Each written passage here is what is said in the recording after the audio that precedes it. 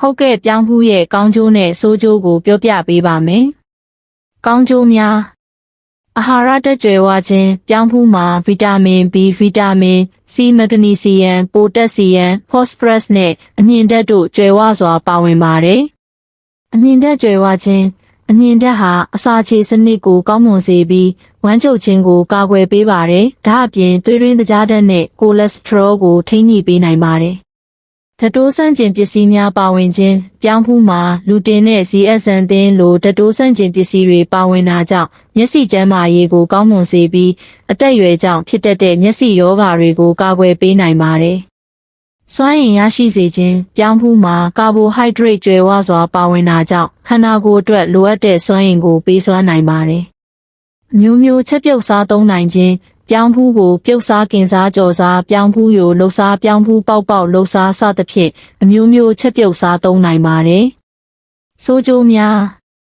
ဓာတ်မတည့်ခြင်းလူတချို့မှာပြောင်းဖူးနဲ့ဓာတ်မတည့်တဲ့လက္ခဏာတွေဖြစ်တတ်ပါတယ်။ဓာတ်မတည့်တဲ့လက္ခဏာတွေကတော့အင်ပြင်ထခြင်းရားရံခြင်းအသက်ရှူရခက်ခဲခြင်းစတာတွေဖြစ်ပါတယ်။သွေးရင်းသကြားဓာတ်မြင့်တက်စေခြင်းပြောင်းဖူးမှာကာဘိုဟိုက်ဒရိတ်ပါဝင်မှုများတာကြောင့်ဆီးချိုယောဂါရှိသူတွေအတွက်သွေးရင်းသကြားဓာတ်ကိုမြင့်တက်စေနိုင်ပါတယ်။ဒါကြောင့်ဆီးချိုယောဂါရှိသူတွေအနေနဲ့ပြောင်းဖူးကိုအနည်းငယ်သာစားသုံးသင့်ပါတယ်။အဝလွန်ခြင်းပြောင်းဖူးမှာကယ်လိုရီပါဝင်မှုများတာကြောင့်အလွန်ကြုံစားသုံးပါကအဝလွန်ခြင်းကိုဖြစ်စေနိုင်ပါတယ်။အစာမကြေခြင်းပြောင်းဖူးကိုအလွန်ကြုံစားသုံးပါကအစာမကြေခြင်း၊ဗိုက်အောင်ခြင်း၊လေပွခြင်းစတဲ့ဝေဒနာတွေကိုခံစားရနိုင်ပါတယ်။မျိုးဗီဇပြုပြင်ထားသောပြောင်းဖူးမျိုးဗီဇပြုပြင်ထားသောပြောင်းဖူးကိုစားသုံးခြင်းရဲ့ရေရှည်ဆိုးကျိုးတွေကိုတေးသေးချာချာမသိရသေးပါဘူး။ဒါကြောင့်မျိုးဗီဇပြုပြင်ထားသောပြောင်းဖူးကိုရှောင်ရှားသင့်ပါတယ်။အကြံပြုချက်ပြောင်းဖူးကိုတင်းတင်းမြတ်တဲ့ပမာဏနဲ့စားသုံးပါ။ပြောင်းဖူးနဲ့ဓာတ်မတည့်တဲ့လက္ခဏာတွေခံစားရပါကဆရာဝန်နဲ့တိုင်ပင်ပါ။ဆီးချိုယောဂါရှိသူတွေအနေနဲ့ပြောင်းဖူးကိုအနည်းငယ်သာစားသုံးပါ။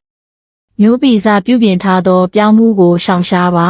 ။ဒီချက်လက်တွေကပြောင်းဖူးရဲ့ကောင်းကျိုးနဲ့ဆိုးကျိုးတွေကိုနားလည်စေဖို့အထောက်အကူဖြစ်မယ်လို့မျှော်လင့်ပါတယ်